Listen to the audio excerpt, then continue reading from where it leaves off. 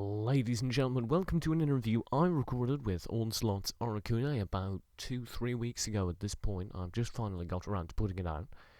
This is a fairly long conversation. We start out talking about toxicity, we move on to a longer discussion about casting and Battlerite as an evolving eSport, and then we wrap it all up with a little bit of poking fun at my vocals and speech patterns.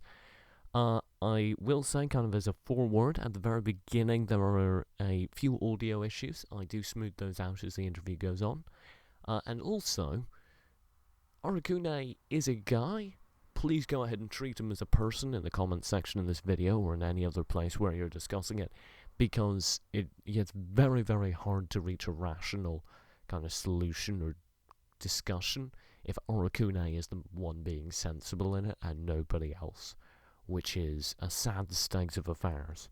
So please go ahead and enjoy the following 2-hour interview. I would highly recommend you put this on in the background of something else, because it will just be a static screen the whole time.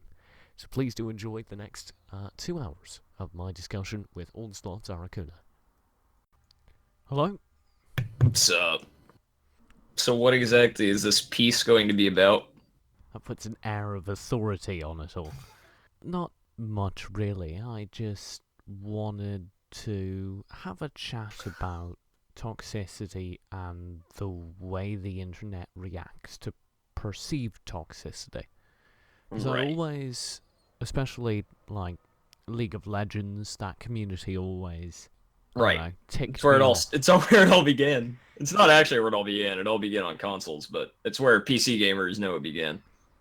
And I came to that game from console, so very familiar. It's always a case of the second somebody says, "Oh, you're toxic," that takes a meaning.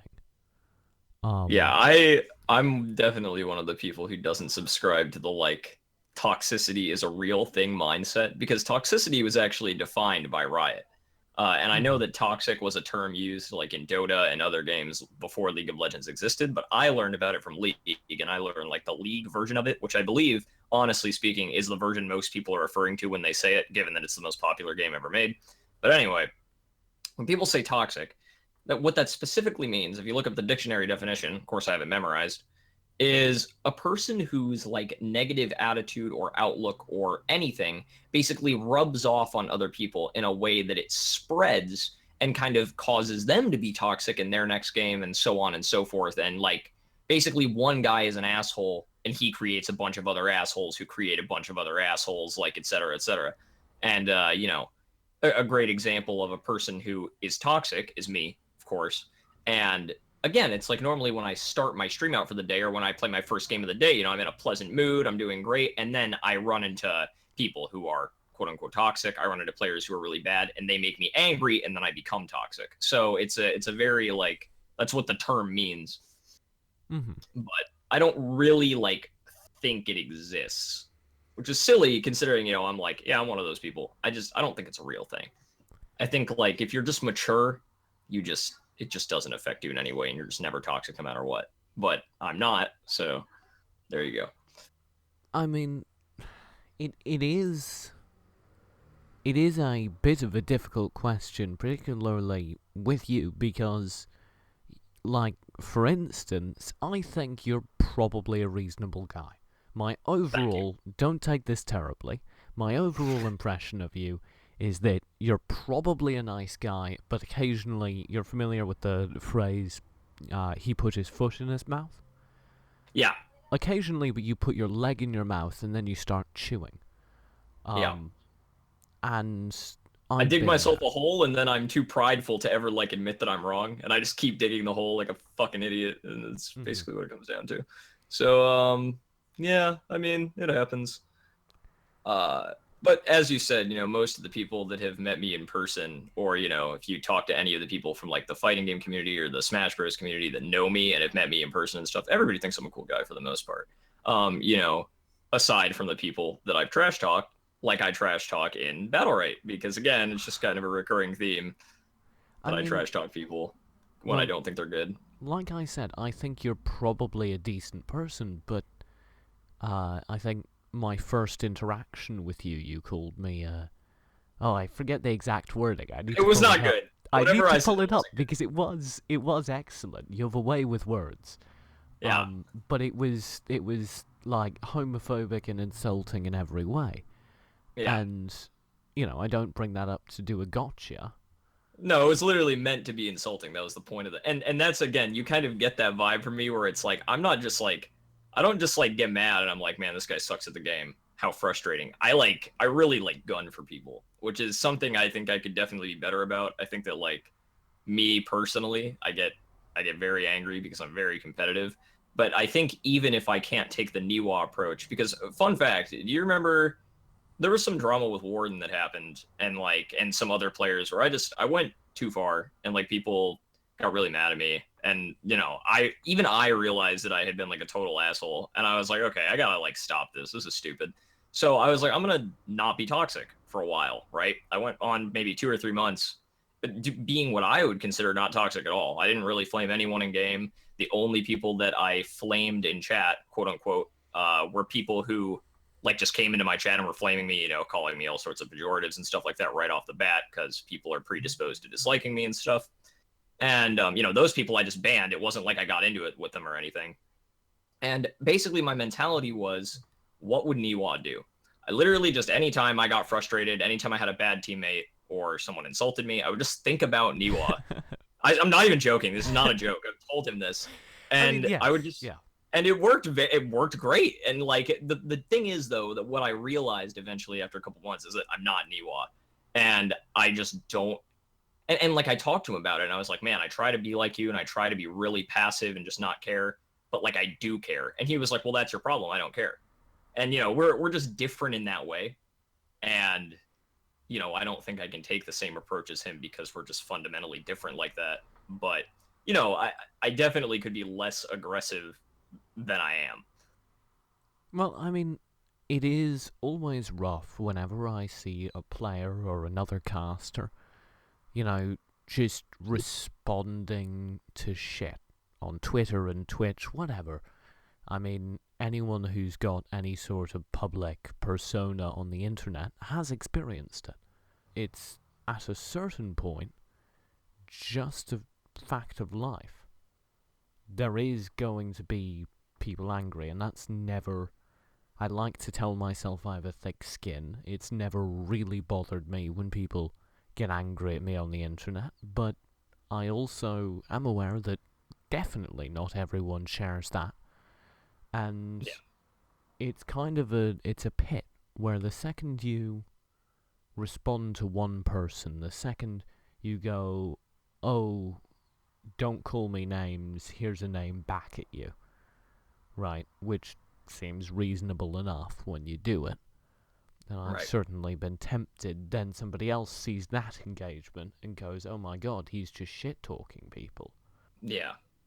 And like something as well is that like from geez, what was I even gonna say? I have like it's just that I have so much to say about this. I feel like I could ramble about it forever, and I'm not sure what a good place to start is. But Mm-hmm. when you when people shit talk me on the internet, it's like I fucking hate it, and it's obvious to anyone who like sees how angry I get that I hate it. But the problem is that like on the internet, and this is something I realized years ago. And when I say years ago, I'm not talking like last year. I'm talking like 8 years ago. I realized you're bashing your head against a wall.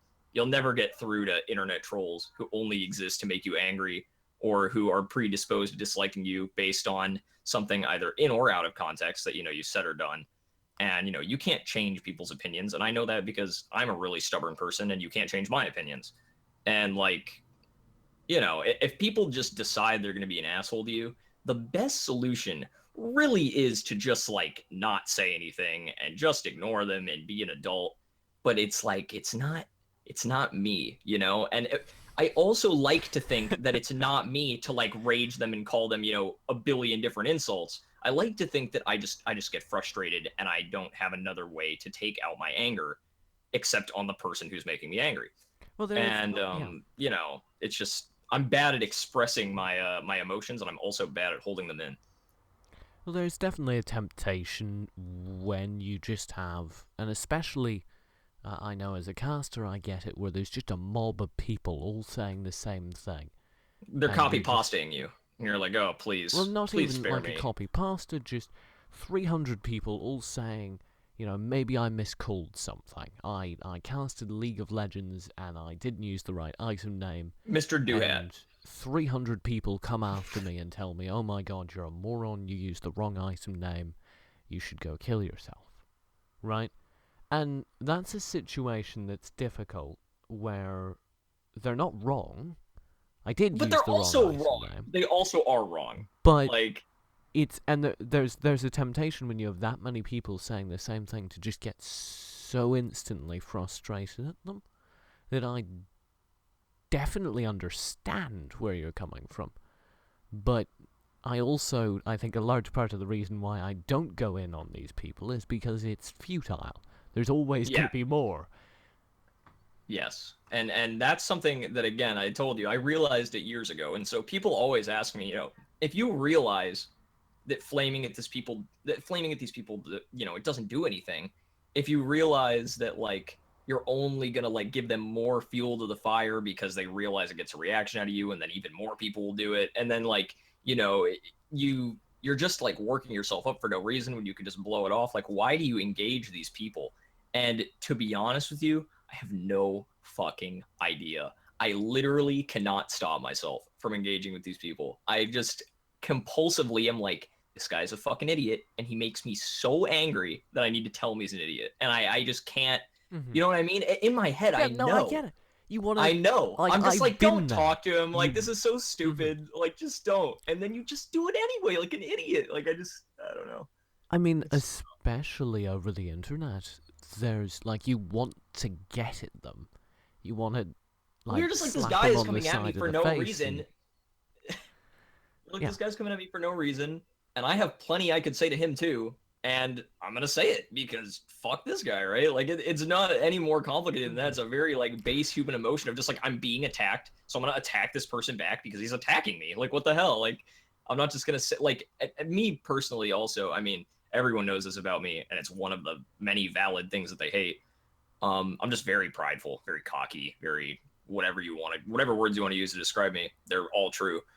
Um, I just like, I can't just be insulted by some guy or be called out like, oh my god, I can't believe you're saying Shifu isn't good. What a fucking idiot. Like, look at the success that Condemned and Corrupted have. And then I proceed to type out a 4-paragraph wall of text that actually explains why my results are better than them and how I've spoken to them personally and how I know I'm right because of statistics and higher level play and blah. And like, all of this is completely fucking pointless. Like, you're not going to convince these people. It just looks like I'm trying to defend my opinion so I don't get called out. And they're just like, yeah, sure, dude. That's what, whatever, dude. Play against EU on LAN, and they just divert it. Like, even if you can prove what they're saying wrong with like fact and like you spell it out in like a clear, concise, non-offensive, non-aggressive way, you just try to have a debate with them. You just try to have a real argument, not like a shit posting argument. They won't have it. They'll completely ignore what you say, and then they'll just say, well, you're ugly and a virgin, and fucking you suck, and your mom. And it's like, I mean, I mean, you know what I mean? And like, so, it's one so of, yeah. frustrating. It makes you even angrier because you're like, I'm just reasoning with this person. I'm not like trying to egg them on, and they just continue to just be stupid. You know what I mean? Just stupid. One of the reasons I bring this up is because I was casting PRL last week. You lost, not to rub it in, but it did happen. And it was an interesting moment because the storyline I want to tell as a caster casting that match is the underdog team came out and beat the reigning champions, right? That's the Right. story that I'm going to tell, regardless of what team it is, just based on the results you've been happening. That's the storyline. And I think, and But, again, I think you could write paragraphs that mathematically prove that that's correct, but not everyone's going to agree with you. well, it's interesting because what I noticed in Twitch chat was not so much unsung, I believe their team name is. It wasn't Yes. unsung is prevailing, it was, oh thank god Arakune's getting his. Mm-hmm. Right? Which kind of is interesting because your brand or notoriety has now done it's kind of overshadowed anything you're achieving, or indeed anything anyone's achieving against you. Because It's no matter what just happens, it's about it's a Arakune. never ending circle jerk. And again, with each person that flames me, the more viewers I get on stream, the more upvotes there are on these posts on Reddit, the worse it gets. It never gets better, and it won't ever get better until I stop. I'm And gonna. like, it's so hard though. I just can't, you know what I mean? I just can't disengage from these people. And the more of them there are, and the more like blatantly rude and wrong and aggressive they are, the more angry I get. And it's like, and I really do think that that's not me. I think that's a normal human reaction. What I think is me is the fact that I can't. I'm so prideful that I can't be the bigger man. And like, it's something I've needed to personally work on for a long time. Yeah, and like I get that. Kind of ironically for somebody in my position, I do occasionally. I don't always consider every light what I say could be taken in. So I'll say something like, I know there was a whole bunch of shenanigans for a while where I said at Enter the Arena that the EU teams were better than every NA team but Onslaught. Which I want to And clarify, by the way, was true. yeah, Just for I think anyone wondering, I could use statistically, my based on the top player matches we privilege. saw, That was true. I think that every EU team would beat every NA team but Onslaught in the top tier. And And I don't even think we were but I don't but even think but that we were the best but team the then. way I phrased it was the crucial bit where Said like NA is bad or something like that. I remember this. I remember yeah, this. and it wasn't like it is just a thing where I am Because aware Averse is pissed. Averse is that furious. I remember that too. But I am aware that I occasionally do piss people off, and that's my fault. When I say something and I phrase it in the worst imaginable way, and people just think I'm going after them, that's my fault. So then when people come after me, I think there's a certain amount of me which is automatically going, well, I might do this, right? Mm-hmm. Right. And I think it's important. There's a line between constructive criticism and hate. And especially as a caster, I get stuff that is bordering on that line. Where Right. people go, oh my god, TJ, you're a terrible caster, your voice is fucking boring and monotone. Right? And Yep. there's two ways Yep. to take that, right? Did you just yep that comment? I've Well, heard. I mean, look, it was pretty funny.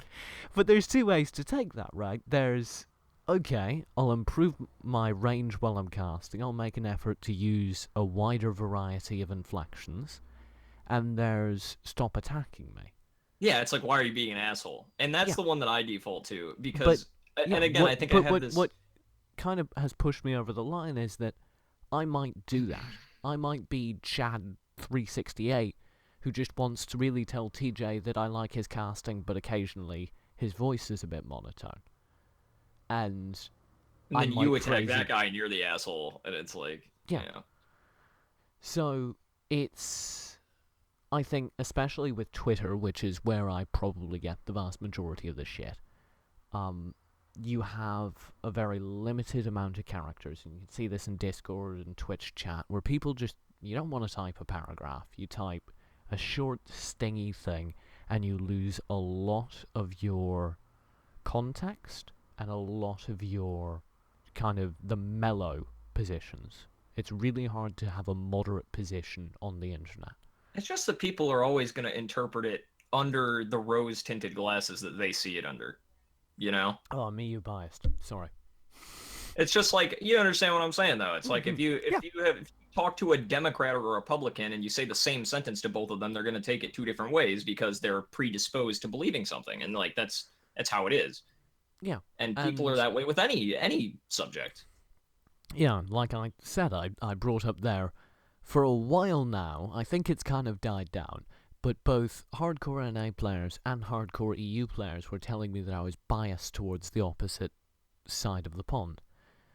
I had a Mm-hmm. while where Twitch chats would be simultaneously telling me I was biased towards EU and biased towards NA, which just means, once again, I'm phrasing things poorly, but also, when something like that is happening, it's not that I'm actually biased towards EU or NA, it's that I've done something which has put somehow both Europe and North American fans there on the defensive, right? Right. They're both going, well, why is he criticizing this team? And the But I think honest answer is, I'm just oh, casting.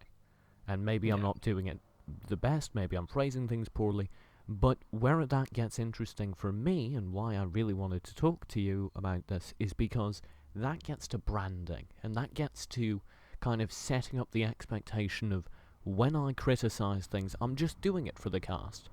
Or when a verse says, or when Arakune says things like, "Oh, think I'm the best Shifu NA," he's just doing that because he's a cocky bastard. He's not doing that because he hates every other Shifu player. Alternatively, I'm just saying it because I really think it's true, and not even because I'm cocky. But people interpret it as I'm Mm-hmm. cocky. And Okay. again, it's the kind of thing where even the sentence I just said, he's saying it because he's true, not because he's cocky. People will interpret that as cocky when it's not. It's just true. And it's all how people perceive everything around them. And something I think you should consider with casting, and something that I understood long ago, is that the reality is just because someone is mad at you doesn't actually mean that they have a reason.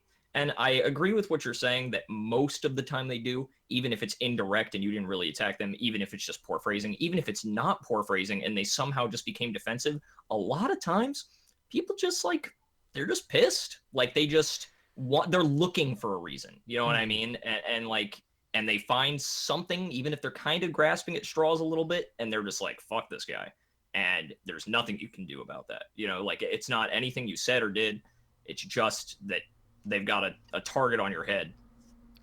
Well, I see. I for two reasons, I think that's a I rarer don't think case for that's you than true. it is for me. And I this, you got to understand. But like let me just finish really quick. You also have to understand that my perspective on that matter is different from yours mm-hmm. because I am so much more universally hated. Even though I will admit I think you have one of the worst reputations in the community, which I want to say is not fair to Ouch. you because you're actually a nice guy, and I think your commentary is fine. But like people dislike you more than they dislike, random pro player, random other caster, random for whatever reason. And I don't know what that reason is, but they just do. And for me, I'm used to being very, very, very defensive all the time because I'm just constantly under attack from all angles, 24 hours a day, 7 days a week. So like, you know, um, these people, when they attack me in a way, I don't think about it from the perspective that you do unless I've done something direct, like unless I've called this guy a pejorative or something. Um, I never. I'm always like this guy's attacking me for no reason. It's never like I wonder if I phrase things in a way where like he could have perceived it as blah blah blah. Like I don't see it that way. I see it as like this guy is attacking me when I've done nothing wrong to him, and that makes me very angry and very defensive, and that's how I get into these big shitpost arguments.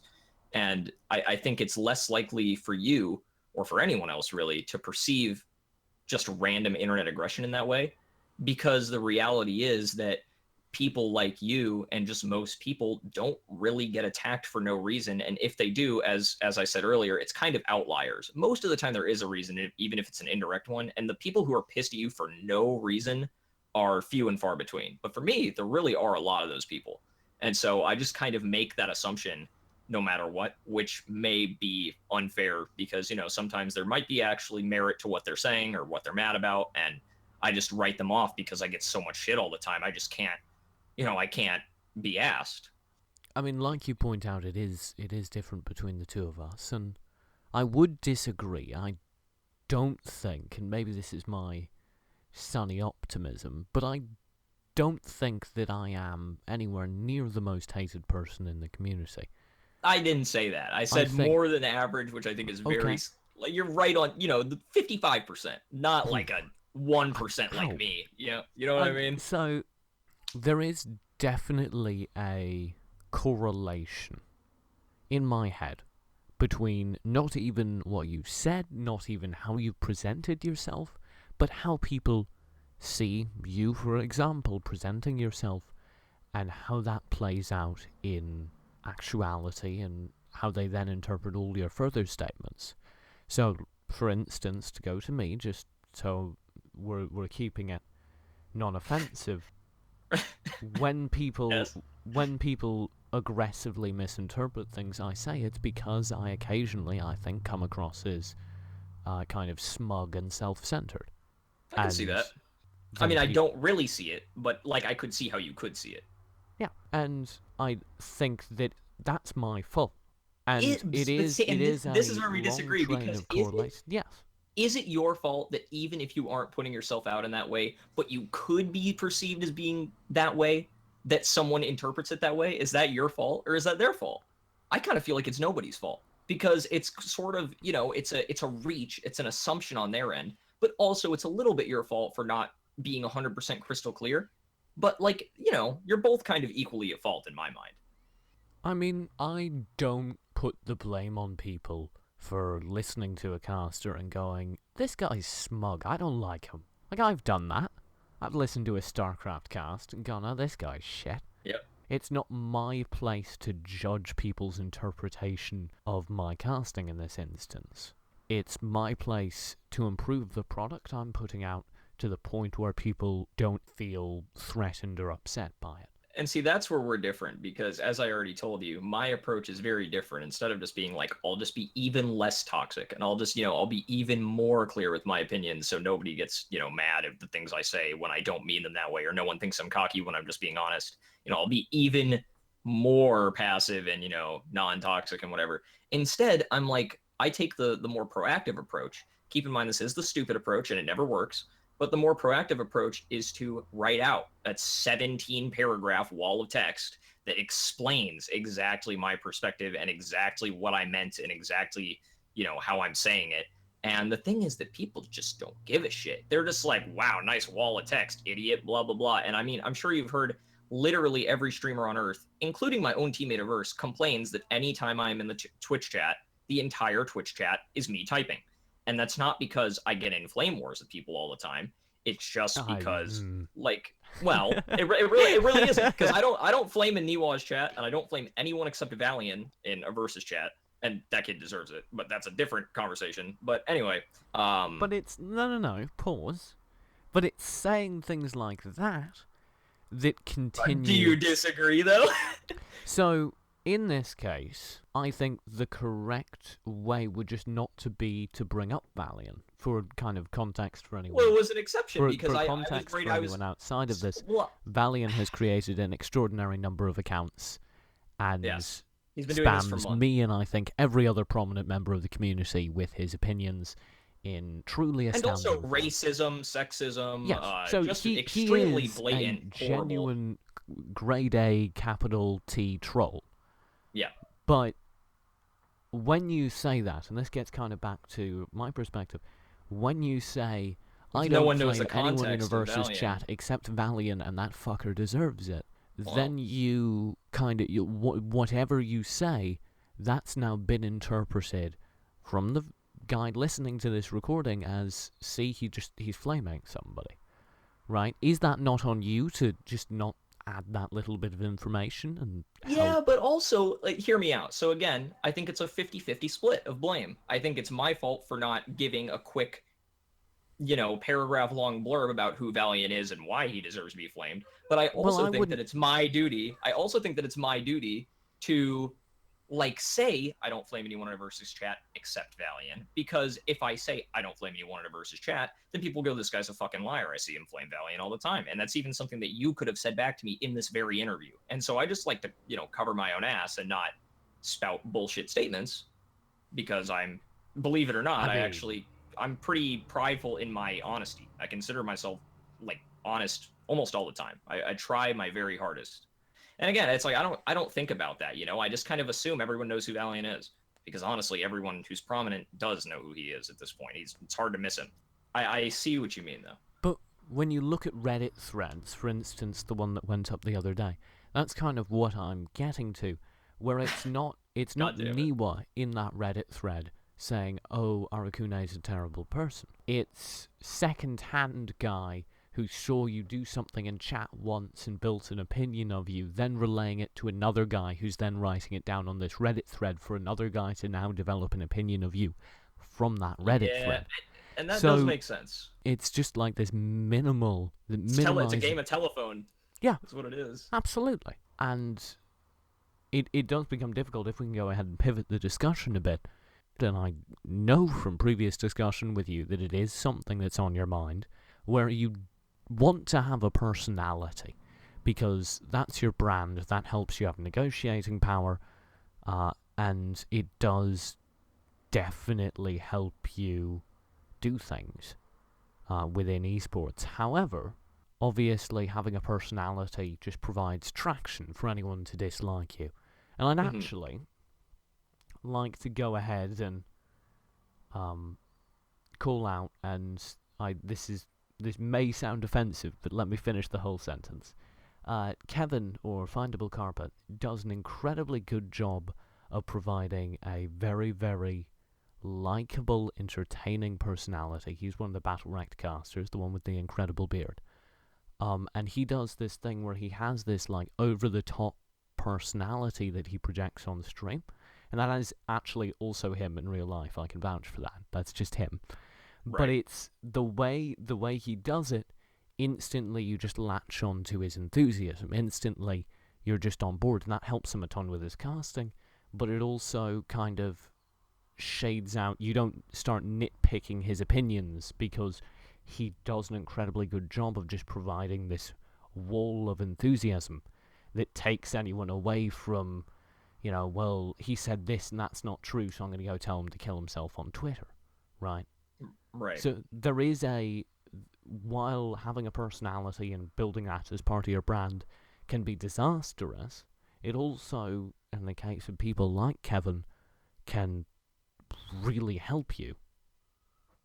Right.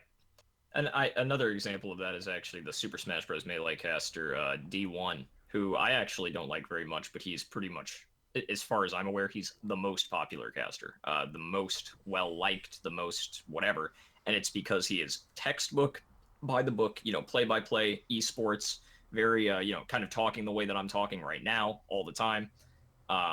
He's very straightforward, he's very well spoken, and he doesn't really give any opinions. He doesn't really have any particular style. He's very much like neutral all the time. And there's nothing that really stands out about him or is incredibly like, oh, yeah, that's D1. He just kind of commentates and does it in like a very basic but very solid Mm-hmm. way. And there's sort of nothing to hate about him. And, that in and of itself is what I don't like about him. But more people will like You that just than can't dislike it. win, can you? But you understand what I'm saying. I prefer a more flavorful commentary, something more like Findable Carpet, and it's But all personal preference. But you I'm not don't gonna say hate like I him. hate D1. I don't hate Yeah, D1. you. Did I So say that? Did I no, you misspeak and don't. say that? Yeah. So, like, there it is. In not having a personality, or at Yeah. least not an extraordinarily bold one, there's nothing to really find purchase on and strongly hate people. Yeah. It's like And I maybe think, it's not your cup of tea, but yeah, it's just not your cup of tea, and that's it.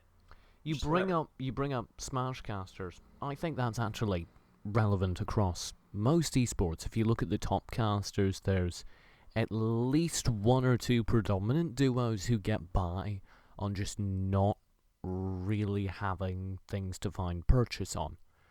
I know in Counter Strike, Anders and Semler immediately leap to mind, and they're great casters, technically brilliant. They revolutionised the way Counter Strike is cast, but one of the things they do is they do not really express too many opinions. They don't really have too much personality. They just have a little bit of charm in there, and then they leave that there. That's, very different That's from the mass other appeal. school of casting and the other school of brand building where you have an incredible, forceful personality that leads the charge. Yeah, where you're Arakune or Tyler One or some really out of left field something or other. Like geez, you don't see a guy like this every day. And I mean, it works for you, and it definitely works against you. And what I was gonna say to go back to 5 minutes ago is, I actually don't. My opinion has changed as far as like, oh yeah, like the toxic brand, like it's not so bad. And I was never like all for it, like, oh yeah, I love to be flamed and send death threats. I was never really on that life, but I was like, I can tolerate it if it's gonna like, increase my brand, if it allows me to voice my opinions more, loudly than other people can because they're worried about their image.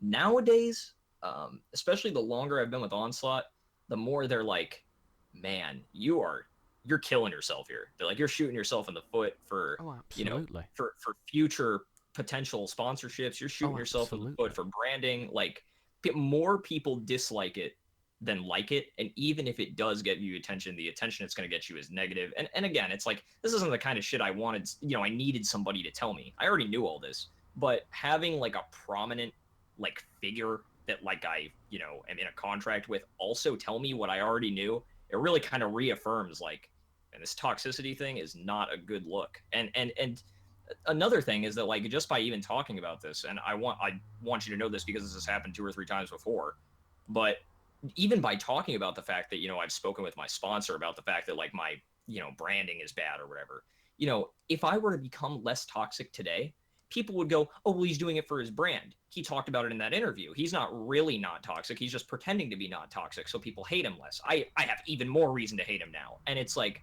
it's gotten to a point where the hole is so deeply dug that almost sort of nothing I say or do will matter. And it's, as you said, where the way that people will perceive everything I say and do just based on previous engagements with me, based on previous Reddit posts, previous Twitch flaming, based on anything really, they're always going to assume like this guy is cocky. It really won't ever change, I don't think. I kick myself now for it. So that's kind of interesting, because it is always the thing when I see people building up a ton of kind of negative energy around them, where I am curious how they do it, because I hope you're not offended when I say that I consider Averse to be the most mechanically skilled player in Battlerite. I'm not Um, offended, but I do disagree and think Ninjas is better, but I do think he's better than I am. that may be, obviously. Ninjas thinks he's better as well, if that matters at all. But And you know Ninjas what? is very There's an humble, very example. humble. Somebody's going to take issue with me saying that. When I say I think Averse is the most mechanically skilled player in Battlerite, Oh yeah. Well, what about Joltzy? What about blah blah yeah, blah blah? It's just and an I opinion. Like and I it's should say I'm not discounting Joltsy. I think right. he's incredible as well. But there is a way in which I should have phrased that, and it's not like But you that. I just should but have you said just I gave think your Averse is opinion. one of the most. You leave yourself leeway. But See, but anyway, that's back to I the don't back to the whatever. Back to the look. Just point I was I trying. really want to stick on that for just a second. As not to call you out or anything. I understand that by making, again, we talked about it, by being a more broad general person, and this is true with your opinions as well. Instead of saying I think Averse is the best player, you say instead I think Averse is one of the best players. The problem is that like with that, you're gonna offend less people, sure, but like you're also not giving your real opinion. And to me, I find it so important when I have a real honest opinion to be honest and like give my 100% true honest opinion. When I say, I think X player is bad, it's not to call them out. It's not to say, and I could say I think they could be better, or I don't think they're as good as X player, and it wouldn't be as offensive, but it's also not what I really think. You know what I mean? I really do think that when I say it. Or if I say, I think Ninjas is the best player in the world, when I say that, when it comes out of my mouth, it's very clear that I really believe that, because I don't give these sort of like half-assed, general pleasing everybody answers. I give what I really think.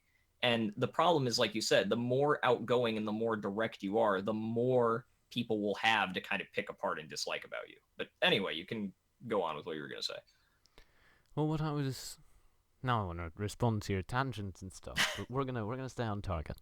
The thing I was kind of looking to get into is when you are a focus and a name for the value of which how much people hate you, you do develop a whole bunch of attention. You do get your diehard fans. I've seen them. You do have them.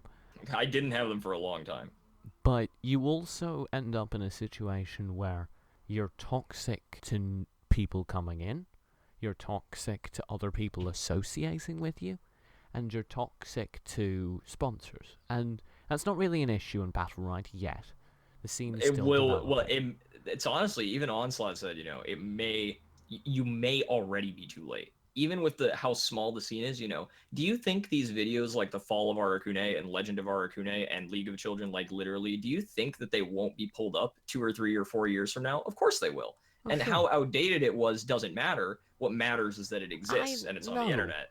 See. You've been throughout all of this. You've said, "I think it's too late. I don't think there's much I can do." I'm gonna take issue with that because I do honestly believe that despite permanent record being there, people do change their opinions. And here you go, case in point, you hated me, and I have textual proof of it.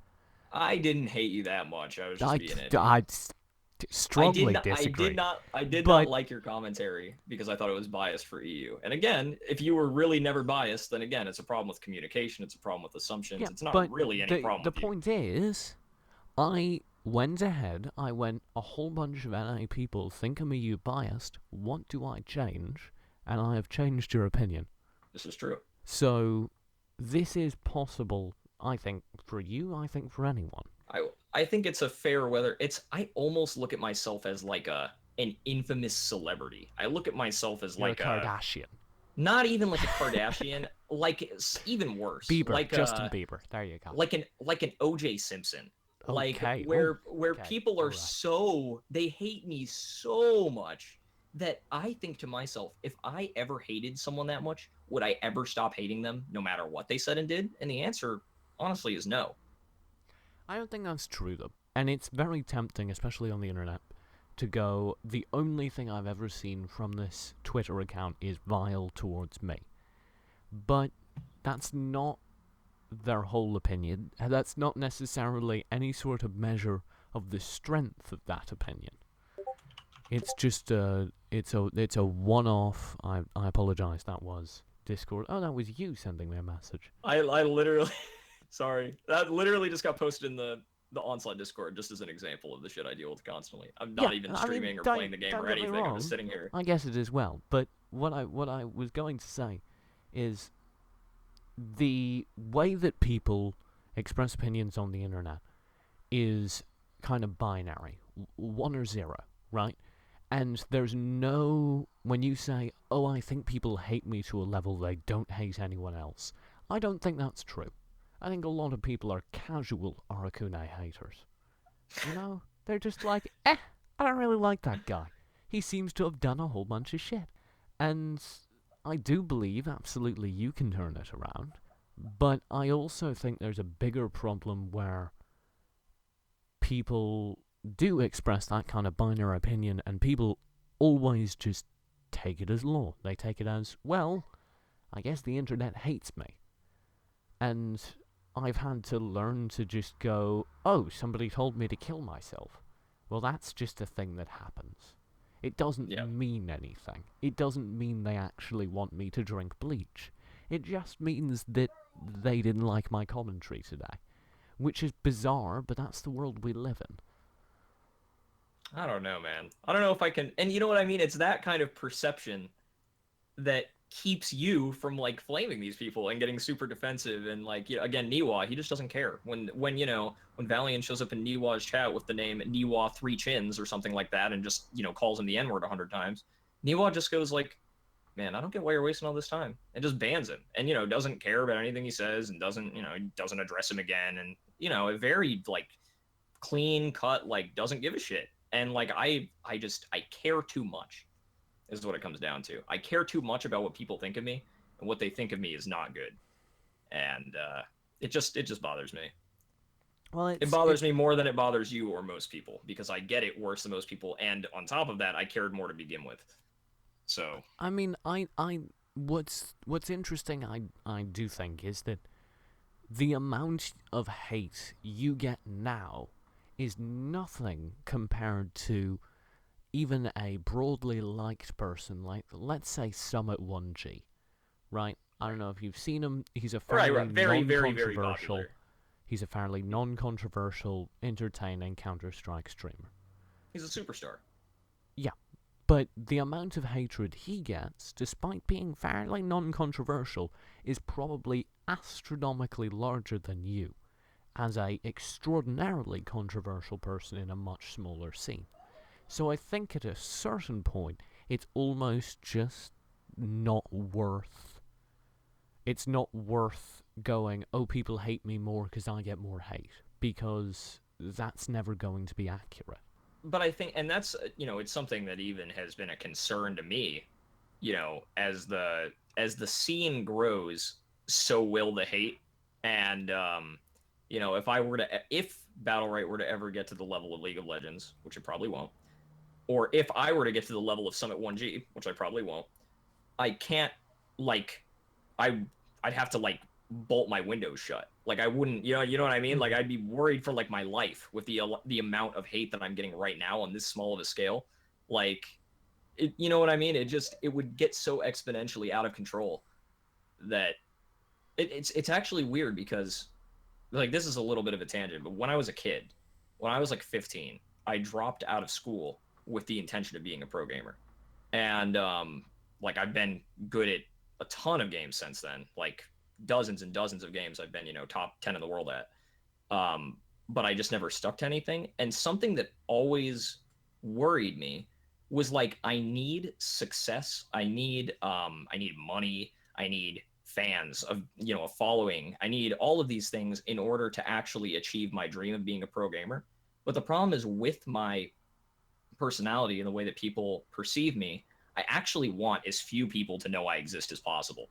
So it's this, like, catch 22 of, like, the more popular you are, the more money you're making, but is the money worth, like, what I'm going to have to put up with from people, like, just from existing, basically, just from more people knowing who I am.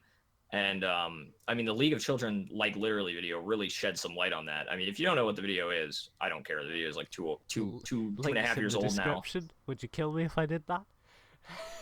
It's not great. It's got a I would. million views. I It's me wouldn't do that raging here, in League. sorry.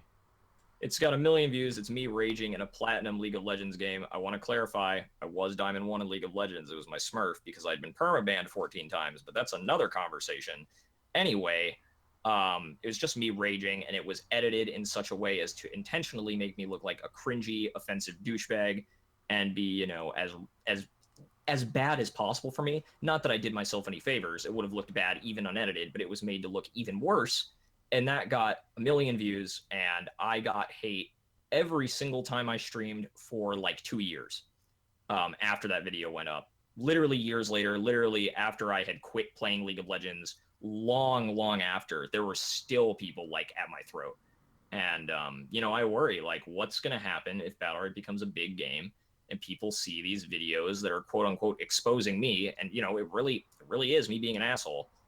And it's like, it's like no amount of me being nice now is gonna save me from that if it eventually happens. There's gonna be people who are diehard Arakune haters until the end. And it's rough because I need to expand for my own success, but it's like, I don't know if I want to expand, with where things are already at. There's an interesting parallel I'd like to draw. I don't know if you follow Counter-Strike. I obviously do. It was one of my first eSports games, and it's still one I cast occasionally and enjoy playing. I don't Um, really. there's a Russian player called Simple, Mhm. who is probably one of the best players to ever play the game. And he came over here to North America on Team Liquid and dragged the team kicking and screaming to the grand final of the major tournament. But he just, wherever he goes, always seems to piss off his teammates, always seems to have some drama surrounding him. And despite the fact that he is probably one of the best players to ever play the game, he has never won a major. He has, and I'm going to go out on a limb there and say he probably won't, because he Right. never has a team that's entirely behind him, and he never has a roster that's right there with him, and he's always just building up people against him because he's not changing the behavior. There's only However, so much adversity you can overcome. It's, like, hard, man. here's what I will say. If Simple tomorrow starts streaming and he takes the charisma he does have, he is a charismatic guy, and he takes that and he builds it away from the toxic image, and he, I don't know, kisses some puppies, starts giving out a whole bunch of stuff, generally becomes a inoffensive personality, it gets a lot harder to hate on him, despite his history. Because if a guy's not being offensive, if a guy's not being angry, it's very hard to go into him not being offensive and not being angry and, Say F this guy. yeah. And the problem with that is that, like, and while it's true that maybe 4 or 5 months ago I had nobody that would take my side, and it was just like an endless bashing, and now it's like, man, fuck Arakune. And then it's like, yeah, but like he is a pretty good player, and he's being toxic towards that player on his team, but he did get like 40 score that round, and blah blah, little things. Like, people come to my aid now a little bit, which is, thank God that they exist. Because I don't know how long I would have been able to deal with it on my own for. But like, Here's just an forget it, interesting DJ. point, though. For me, I've always, my approach to casting has always been, I enjoy doing it. And that's why I do it. I don't do it for public approval, but I will always keep casting because I enjoy doing it, and I will always say yes to anyone who comes to me and says, hey, do you want to cast? And I don't have an opinion that I'm the best caster in the world. In fact, I quantifiably know I'm not. But I do enjoy improving at it, and that means that whenever people come to me and say, hey TJ, do you want to cast at Enter the Arena? I'm going to say yes, because I just want to go along for the ride. Now, what interests me and why this is relevant is, you've played a whole bunch of games. Is that in any way true for you now playing Battlerite? Do you share a similar approach? Actually, I definitely have an opinion on this, and it was what I wanted to say earlier. Was that, even with people defending me, I really, there's a lot of people who do things for them. When they always say you're never gonna make it if you don't do it for yourself. Don't work out at the gym to impress girls. Do it because you want to feel better about yourself. That kind of mentality. And like, I've actually just never been that kind of guy. I don't work out, or work out. I don't play video games and be really good at them.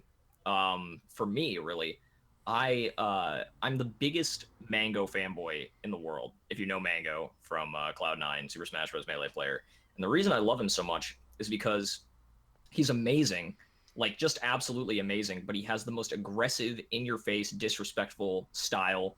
He's an alcoholic. Like, he parties super hard. Dude doesn't get haircuts or shaves. He does. You can tell when you look at this guy that he doesn't give a fuck about anything. And like, on top of that, he manages to be an incredible player. He has the biggest fan base in the entire community. He's just as like crazy and wild and sick as you can get. And for me, that's what I've always wanted.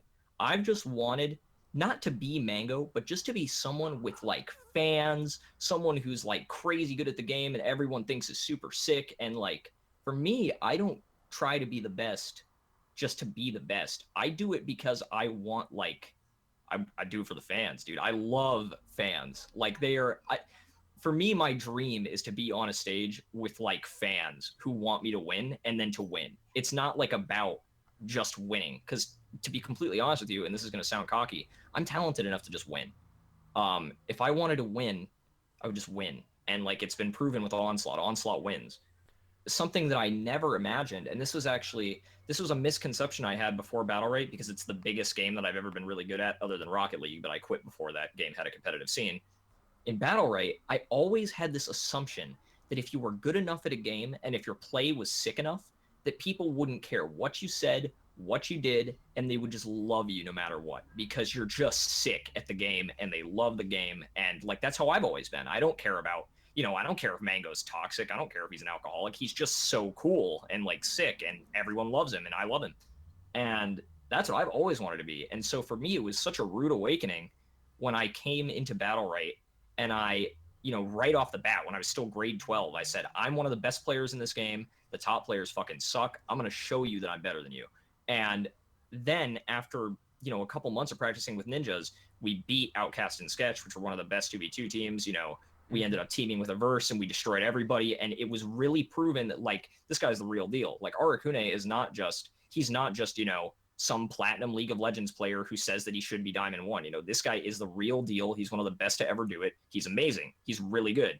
And given there are people better than me, and even I believe this, I think that Jolts, Ninjas, Averse are a few names that are better than me, but I don't think there's that many. I don't think there's more than like a dozen.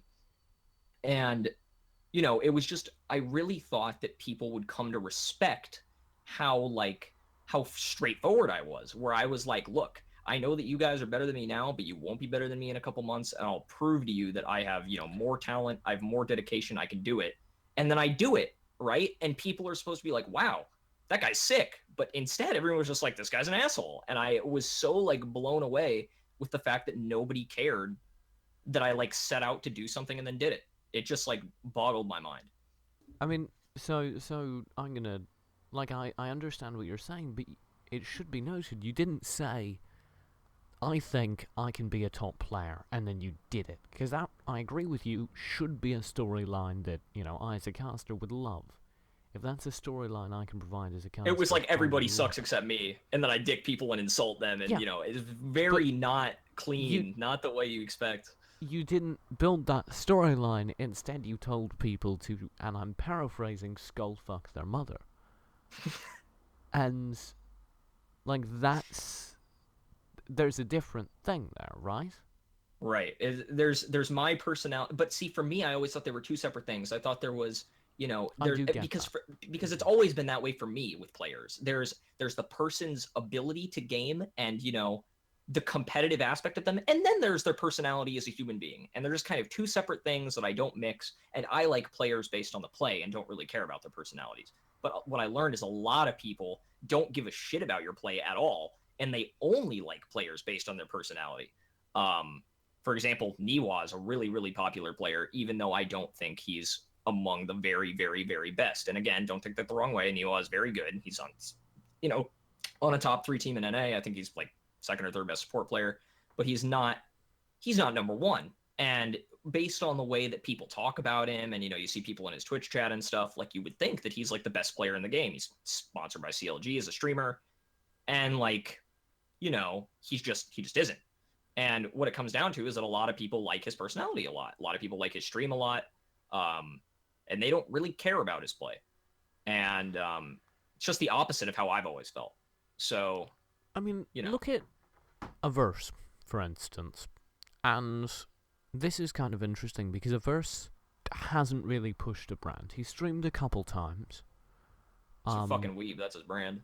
Honestly, says the he's got guy a with lot an. of he's got a lot of weebs who love him. Love him. But he doesn't really push a personality that often, and he has fans. I definitely consider myself an Averse fan I because his It play shows in is your really commentary. fun to watch. Yes, I agree. So, counterpoint, right? There is an example of a guy who hasn't pushed a brand, hasn't spent time building up a personality, and he is succeeding exclusively because of his play. And then Niwa, who I don't think I'll offend anyone except maybe Niwa. Niwa, I'm sorry. Um, he isn't currently, I would say, in the top 5 players in the world. I I think, think that's a very fair statement. and well, you would, but I think it's fair. I don't think yeah, that's anything except fair. and I think that the reason he is held to such a high standard, and the reason that people love him, and the reason that I'm a little bit disappointed every time XL Wizards isn't in the final, is because I want to see him succeed. And you know what? It's funny you say that. Even we want him to succeed. Like me and Averse, like message him and give their team tips, and we offer to scrim them. Like we are Niwa fans. We like Niwa. Like I've said a million times. You know how people will say like, oh yeah, like he's a cool guy, and they'll just kind of say that, and it doesn't really mean anything other than like, yeah, he's all right. I don't dislike him. Averse says that about Niwa all the time, and I correct him, and I go, no, Niwa is not a cool guy. Niwa is an amazing person. He's a wonderful human being. I love Niwa. I don't have a bad word to say about Niwa. He's a great guy. And we all want him to succeed because of that. And again, for me, I always thought that like your play is one thing, your personality is a secondary thing, and then some of your fans or haters will be determined by your personality, but the play is the first and foremost thing. And also for me, I've actually typically, and this is pretty obvious if you've ever spoken to me, I typically like toxic players as well because they got that like, yeah, like fuck you, I'm better than you, like, speak your mind, BM mentality. And I also came from, like I said, console gaming, Super Smash Bros. Melee, the FGC, League of Legends, very, very toxic, aggressive, competitive gaming Well, scenes. especially in the FGC, the fighting game community, there is a kind of There's a lot of shit talk, just straight machismo. up. Is that accurate? There's like you go out there and it's like wrestling. Is that? There's just a lot of beef. Like, and when I say But beef, I it's mean real, like, you suck, I'm better than you, fuck you, pay me money, to prove that, you're better than me. Put your money on the table and we'll see who's fucking better. Real but shit it's in talk. good fun, and But that's it isn't. But it well, isn't. They occasionally I'm actually gonna disagree with you there. it is sometimes. But at the end, Occasionally people want to kill each other, but it no, no, no. seems It like never is that far. It's across the never that board, far. people in the fighting game community, yes, they take it to money matches and grudges and stuff like Shit that, talk but on they Facebook, also that kind of stuff. they're having fun with it.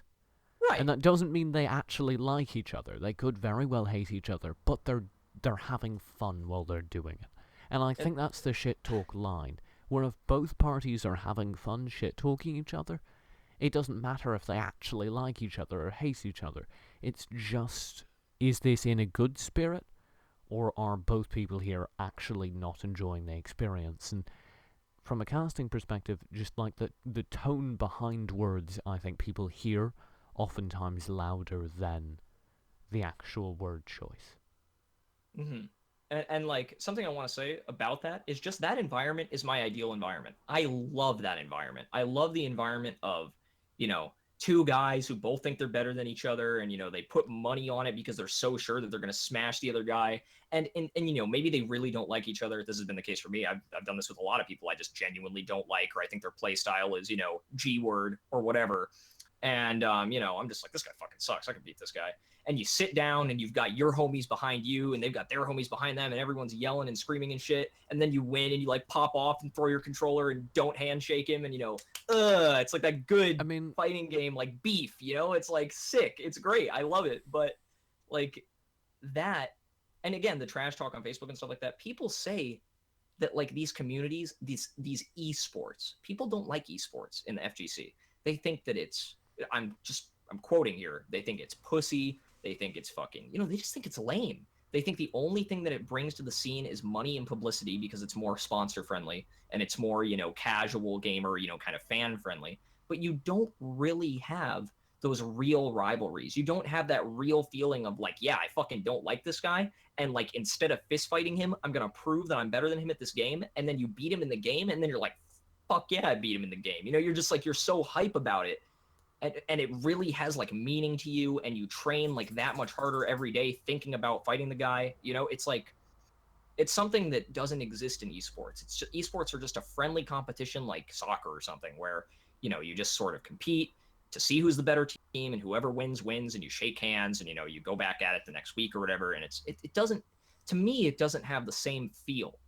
And I love that feeling of real grimy competition, you know and I do kind of sympathise with and I've kind of gotten this vibe from you a couple times of just esports is kind of self-serious to a silly degree, right? I've always, we all understand why it exists. It puts money in the scene because it's friendly to viewers. It reaches to a wider Mhm. audience that's not necessarily as mature or as deep in gaming. It I mean, applies to sponsors. It's better for the players because they get more accommodations. It's better for everybody in reality.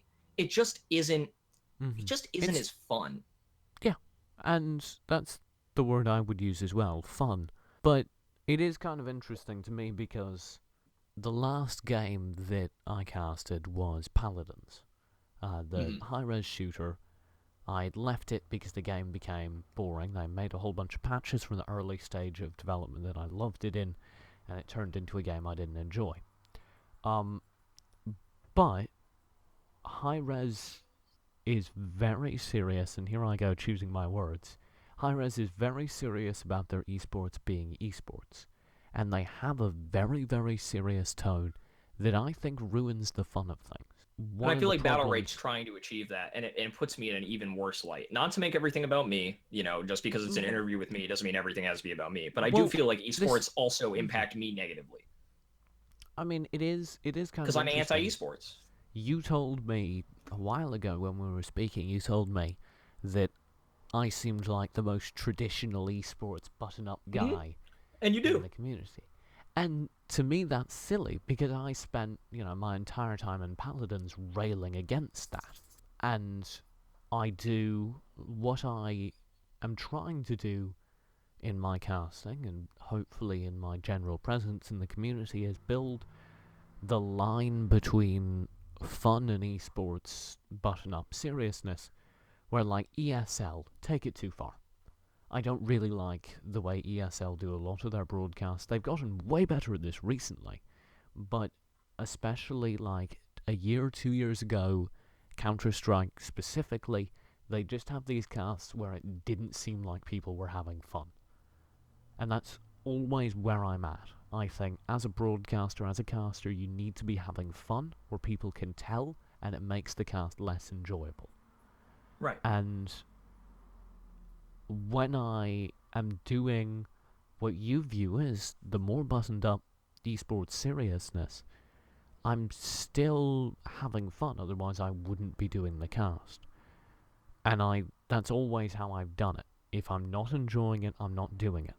And that's kind of interesting because now as we get into Battlerite becoming, as you say, a bit more serious, the people leading that charge isn't me as a community guy. It's NGE. It's Battlerite, right? It's SLS themselves. It's people like Finlev and Niwa who promote esports. And again, I want to just interject really quick to say there's nothing wrong with Oh yeah, esports. There's nothing wrong with what you're doing to make it professional and, clean and to what you're really doing is you're growing the clean. scene and you're helping us. I'm telling you like that's what it really comes down to. And that's why it's so hard for me to make an argument against esports because it really benefits everybody. It makes the game bigger. It gives us more money. It's friendlier for sponsors. It's friendlier for viewers. It's better, like it's less, turn offy for casters.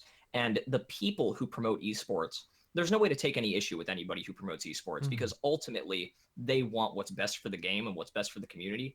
And like I understand and respect that. And it's hard when your only counter argument for all of these positive things is, but it's just less fun. Yeah, it And doesn't. people No, I get it, say just like get over it. and I'm like, Grow up. I'm, It's not fun to yeah, talk shit. Just yeah. beat them at the game. I'm bouncing up and down in my seat right now because I've been exactly where you are. You're just like, I see what you're doing, but I just it's don't like it. less I fun, just and I don't like don't it. like how it feels. And like I get it, but also now I'm sitting on the other side of the divide where you're telling that to me and envisioning me as the esports guy. And I'd like to bring this around, and we are, this is an open discussion. But when we talk about NGE, they do a very good job with their Battlerite broadcasts. If they are the highest prize pool event, they are the biggest event. But when I watch Rainy and Findable Carpet do a cast, they are having fun, they are bouncing around, they are really breaking the mold I actually of love their casting. Just esporty love it. sports. They do it in a really fun way. It's very different It feels from casual. You know, ESL, right? it's like you said. It toes that line well of feeling casual and not like there's a stick up their ass. But it also feels. It doesn't feel so casual that it feels unprofessional or sloppy. It's like that perfect line where it's not super dry, boring, drab esports, blah blah blah. But it's also not just like, yo, he's fucking that dude up, like this shit's crazy. Which, given, I actually like more, but it doesn't brand well. And So, they make everyone happy. It's a good compromise. what do you think, though, about kind of the gravitas argument, which is one I've eventually gravitated towards, of some of the funnest moments in esports you only get to have because you build a baseline, right? Because you have esports. Yeah. So, Without DreamHack, there would be none of these crazy moments, and yeah, it's when you it's true. have Faker flashing and winning a team fight in the LCS, you only have that moment because the LCS is the most professional, calm, mainstream as it can be series, and then you've built up the expectation, and then you blow it away with the excitement and the energy of that one moment.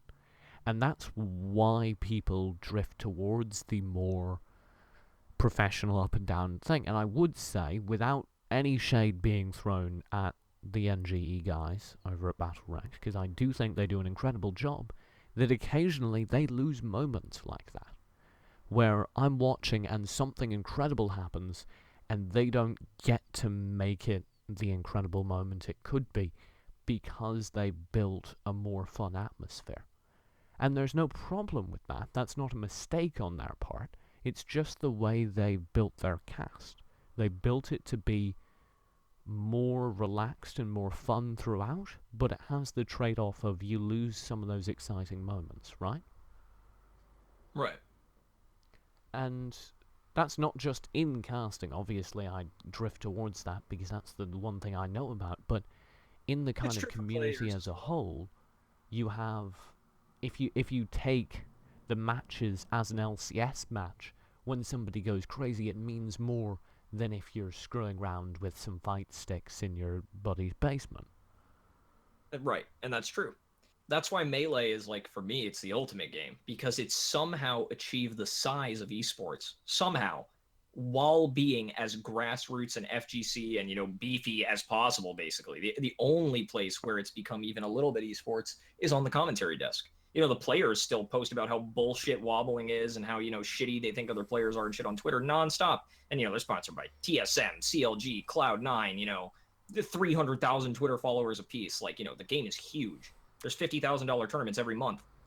And, like, it's just amazing to me that, and, like, that's what I've always wanted. I've wanted an FGC style of game and community with, like, an esports community and casters and, a level of professionalism where people, when they see how good you are and how, like, crazy you are and stuff, there's gravitas, like you said.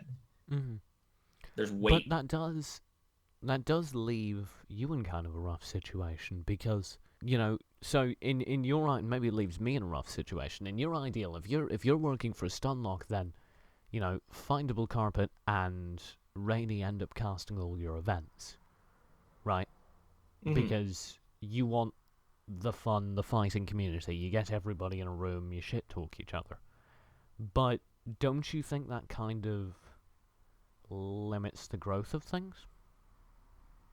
I don't think it does, because the growth is in the players instead of in the storytelling by the casters, or instead of the environment like the LCS, instead of going, well, in these last 12 tournaments, this has been the way that it's been. It's more just like Mango shit talks Leffen, and then he destroys Leffen 3-0. And then he types about how Leffen sucks on Twitter, and then Leffen says, I played like shit, I'll destroy him next time. And then the next time they play, Leffen wins. And then the next time they play, you're watching as a fan of either player, and you're cheering your ass off for the guy you want to win, because there's a real rivalry there now, and, like, the players are both improving and they're doing all this crazy stuff they weren't doing last time.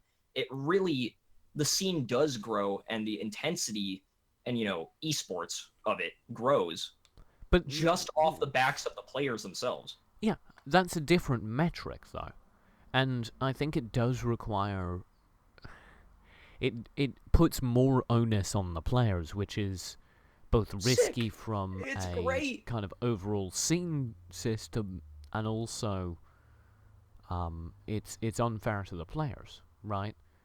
It's not to be rude or anything, but I want less Onslaught, more Arakune. You know what I mean? I want to be a superstar with fans and, a recognized household name kind of thing. I don't like the esportsness of it, because I think it takes away from the play. When I'm casting and I go, Onslaught win 3-0, incredible play by them, etc., etc., you're groaning on the inside. I'm like, did he miss my crazy triple in-cap? Which, speaking of which, there were two of them versus Unsung when we reverse 10-0 swept them. I got two insane triple in-caps, and neither of them were called out by commentary. And I was like, man, you know what? I'm going to go ahead and go Shadow, my color caster. I'm just saying. And it's not something I really care about. At the end of the day, Yeah. but it is something that you Hmm. notice, and you're just like, man, if this was more focused around like the players and less around this esports bullshit, Well, they would have seen it. I definitely do go and I see great moments and I go, I know you that do, but doesn't the other fit commentators into the don't. story. I'm not going to call that because it hurts the cast overall, right? See, I Where, disagree. I think the most important things is giving credit to the players, because the players are what matter. Like, the players are the ones playing the game. They're the reason you're able to commentate. They're the reason hmm anyone is watching. The players make the game. hmm Like, esports don't make the game. The players make the game. Like, that's just my opinion. yeah, But and when, this is kind of an interesting discussion to have, but I'm not saying, when Arakune hits a triple in cap, that's not important. I'm saying that it's a this round-ending round, play. this It's like, round, Onslaught have won 4 rounds in a row, and if I go ahead and just hype up one of Arakune's plays, it's going to look like I'm dogpiling, and it's going to ruin the energy of the match. And let it's. me just give Mm-hmm, you a very very small example. If instead of, after I hit the triple in cap, and again, it's not to make everything about me, this is just an example, but mm-hmm. after I hit the triple in cap, we win the round off of it one-sidedly, and then you go, wow, that round ended in 40 seconds, 85% team HP, 4 unanswered rounds in a row now for Onslaught. Like, Unsung is looking helpless. That is not what I think. I think you can keep it equally esports by going, wow, 4 unanswered rounds by Onslaught. Unsung is just getting, or, you could say, like, in the moment, you could say, wow, incredible triple incap by Arakune. And then when the round ends, you go, 85% team HP. Arakune and Ninjas are playing amazing right now. Unsung needs to find, an answer. And it's equally esports, but you're giving more credit to the actual individuals instead of just sort of this bleh, like, Onslaught is doing it and Unsung is getting bopped. You're not really talking about incredible 1v1 outplay there, Ninjas Mm-hmm. versus, Ashka, unless it's literally a 1v1 that happens. And then you say, wow, that was a great, great counter getting hit into M1 by Ninjas, because that he's the only person there is to talk about. And You have to notice those plays even when everybody's alive. You have to notice, wow, like, Arakune there baited out Stroh's space, and then he landed the spear on him, and then he cancel casted his incap to bait out the time bender, countered his petrify, and killed him from full HP. That was an incredible sequence. Like, and you never hear that. There's never anything like that, even though that's exactly what happened. And in reality, that's why we win the round, and whatever. yeah, And it happens for my teammates as well. It happens for people on the other team, but I just would love to see more credit go on the player's shoulders. I'm gonna follow you down tangent road here because from a casting perspective, that is good feedback for me to hear. But it's also like the It's hard to keep reason track of that's everything. difficult to do is Yeah. because Battlerite is incredibly hard to view. So in order to say Arakune just did this triple in cap, I need to spot the play coming really and say, here's what Arakune's doing. Watch him, then you do it, and I hype it up. That's how you have to play a team fight, right? How you have to cast a team fight.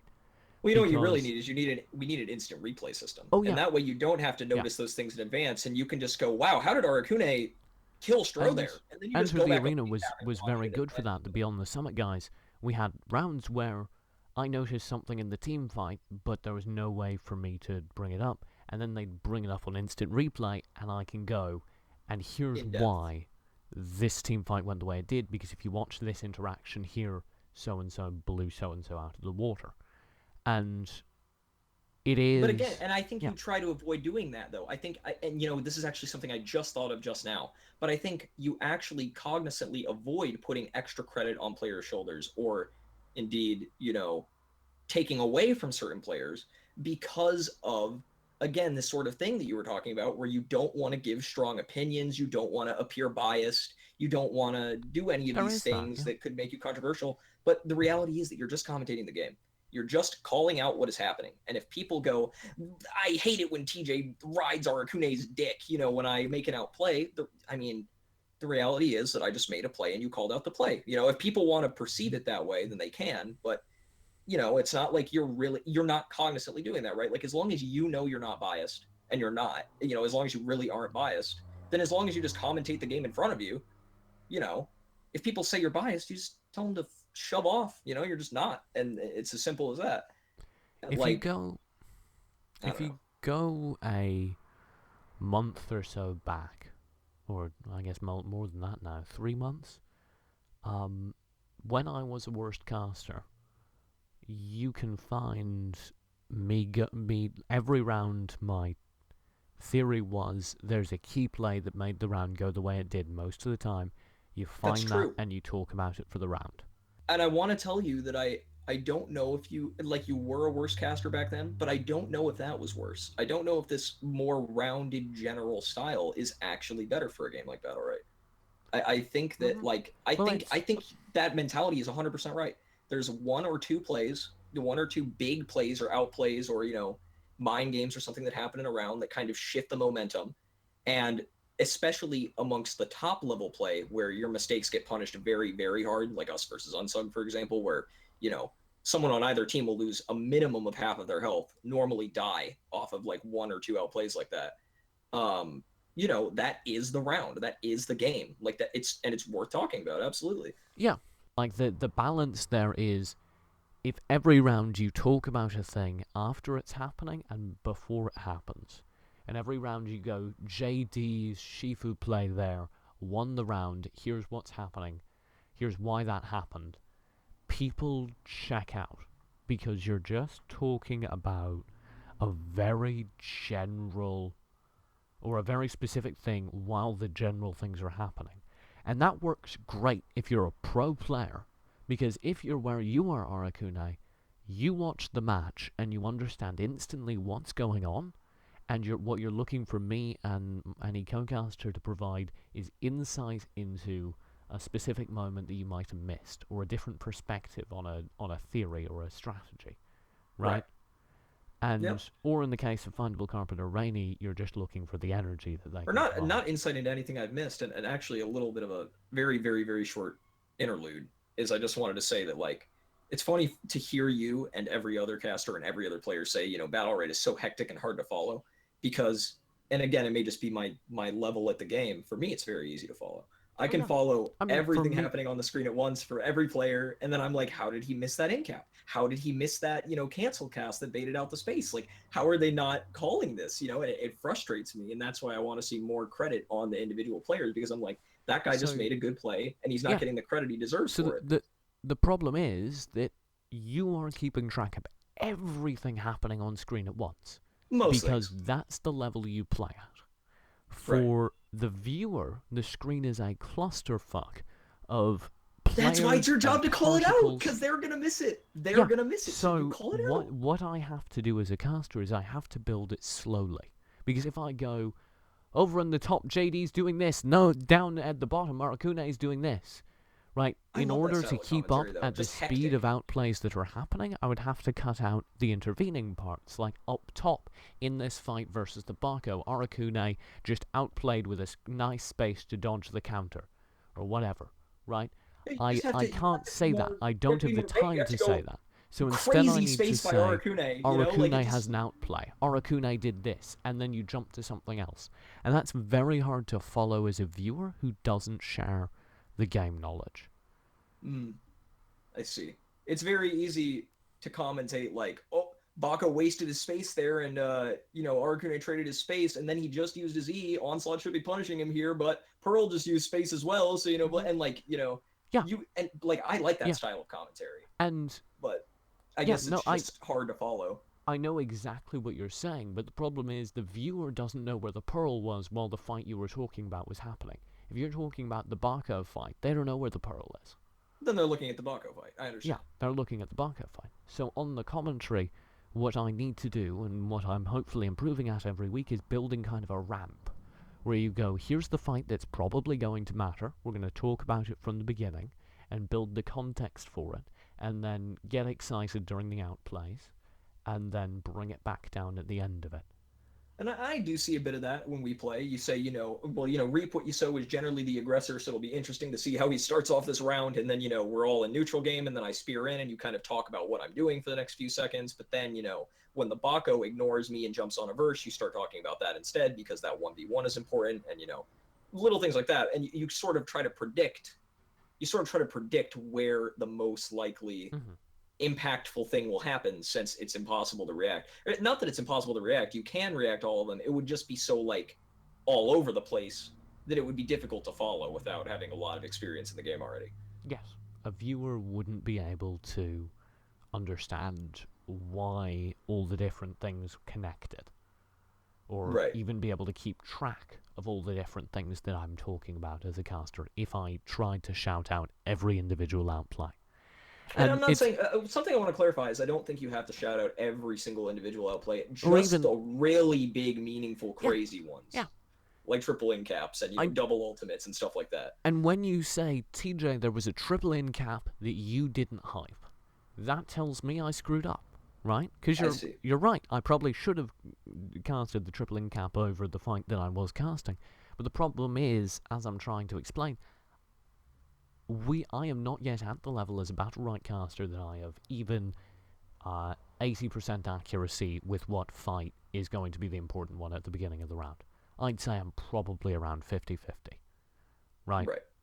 And that's not bad, but it is definitely where I'm focusing on improving. And this is interesting because there was a Reddit thread the other day that reached the front page where they were like, there are no individual plays that are exciting in Battlerite. And there are, but they aren't called out, and it frustrates me so much. But And I well, yeah, understand and why.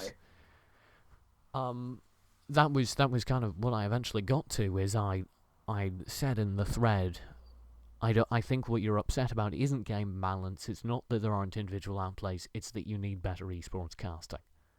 And I do And think the one Battle other Rex thing I want to say style, about that. the Battle Rex style misses this as well as the style me and Shadow Fury push for, and nobody else is casting. So those are the two approaches we have, and neither one of them's nailing it yet. Well, that would be the style that I would do if I commentated, just as a one off. But I'm a player, so whatever. Um, oh, man, I had something I wanted to say there. Crap. Why does my brain do this to me? Oh yeah, the Reddit thread. What I was gonna say is that, like, not to throw any shade to anybody or anything, and again, you know that because I'm Arakune, I believe this. Um, I think that what that guy's saying is not true, but I do think it's true for everybody except like 15 players. There are actually no individual exciting outplays in Battlerite, and the reality is it's because the players aren't good enough. Like people just Strongly aren't good disagree. enough. People just aren't making those plays, Strongly except disagree. I'm just saying it's like Onslaught, Unsung, Excel No, Wizards, and then no. like 4 European teams, and no one else does it. No one else makes crazy mind game, super insane outplays where you're I like blown away. Where you're like, I holy crap, that was disagree. amazing. I think every round in Battlerite pivots on one or two button inputs. There are rounds and rounds that will change because one guy, boring pressed the advantage, right? Right. And especially EU for a while was that grind fest. There was a 8 minute while where the rounds. EU meta, I actually loved it. The EU meta was really cool. It was both teams kind of grounded each other and played like this neutral skirmish until an opening was spotted, and then they pounced. And like that to Yeah. me was the most exciting kind of meta battle right that we've had so far. But I do think we're gonna kind of get back to that over time, and you can weigh in here as a pro.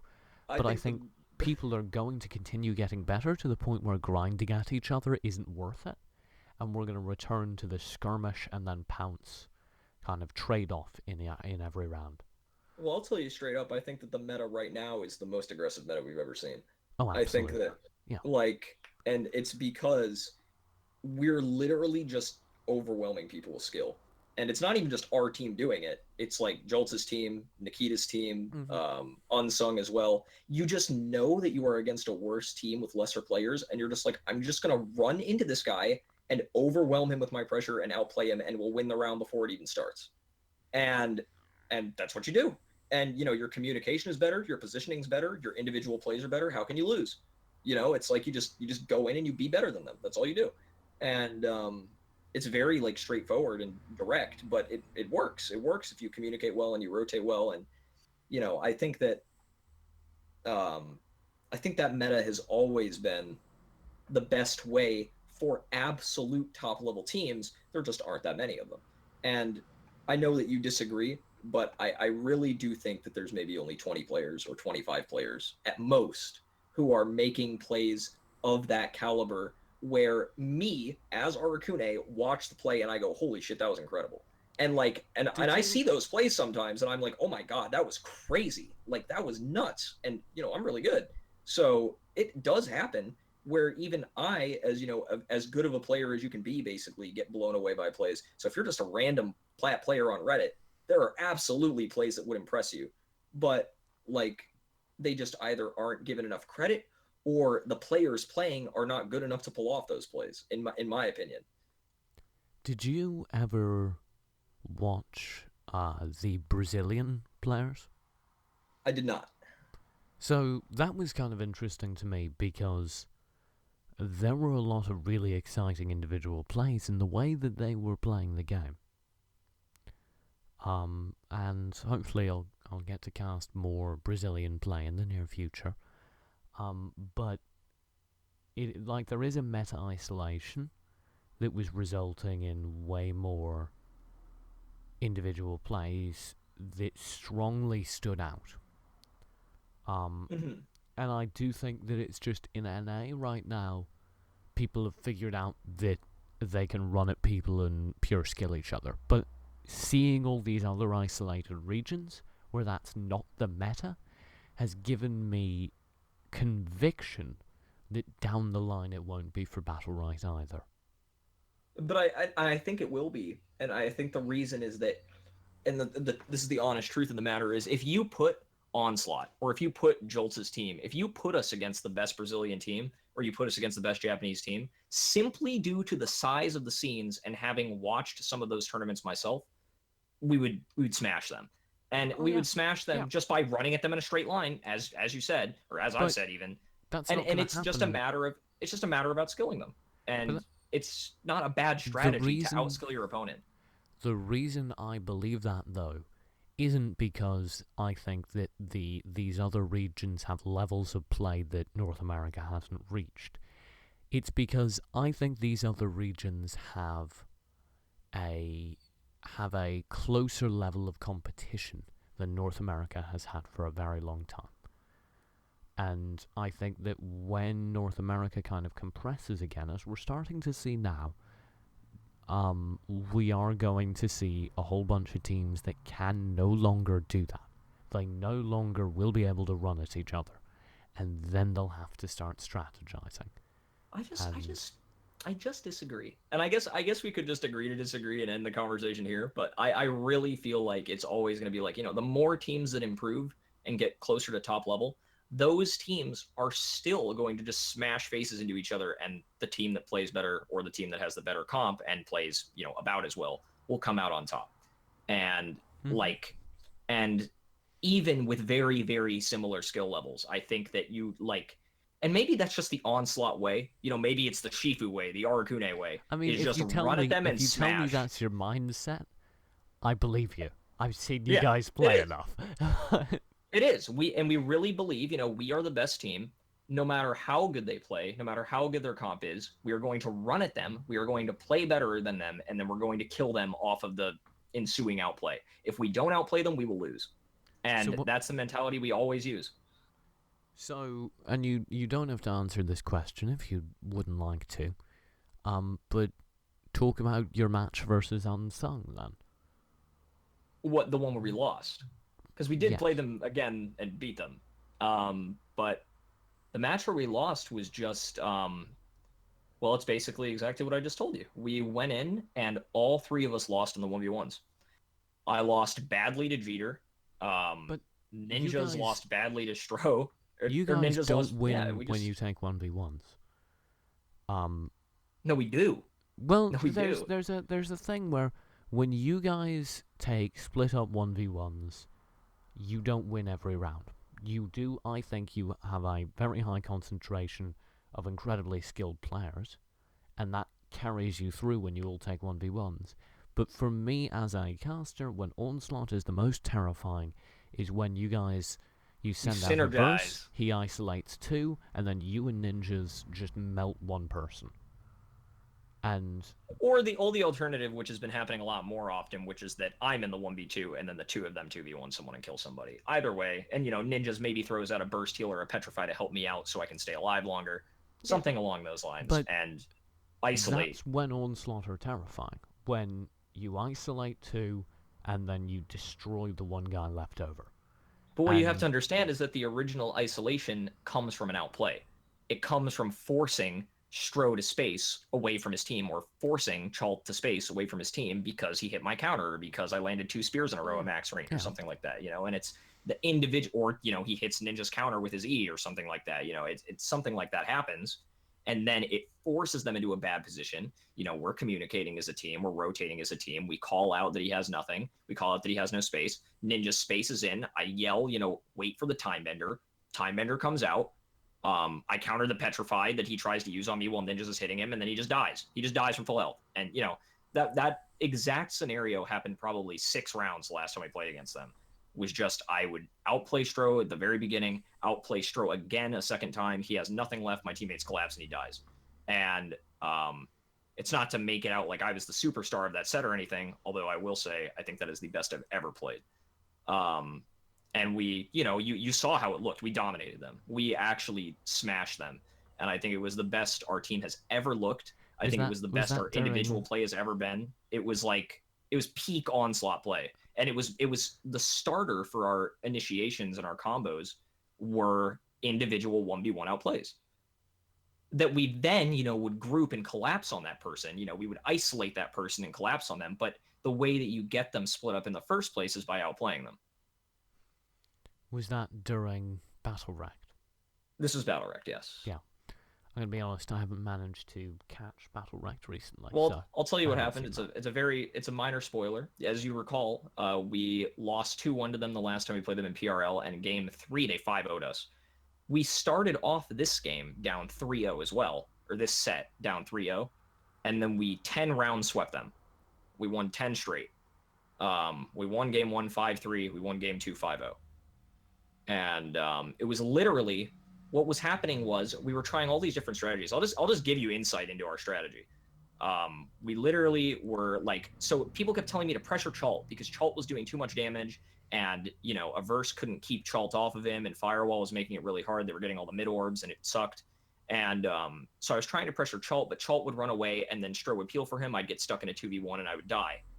And in the meantime, Jeter was too hard to stick on for Ninjas and Averse to 2v1 properly. So then we went, okay, since Averse is getting his ass kicked and I can't really pressure Ashka because, he's being protected by Stro so hard, I'm going to camp back by Averse and I'm going to counter engage on Jeter when he tries to put out pressure. But what happened then was that they just played the poke game with us. They just, spat and, Croak would leap in, one auto, leap out, Ashka M2, older E. They would get every mid orb again because they have so much burst, and we were forced to back off the map with 2 melee characters. Sirius and Chief were both useless until we get in.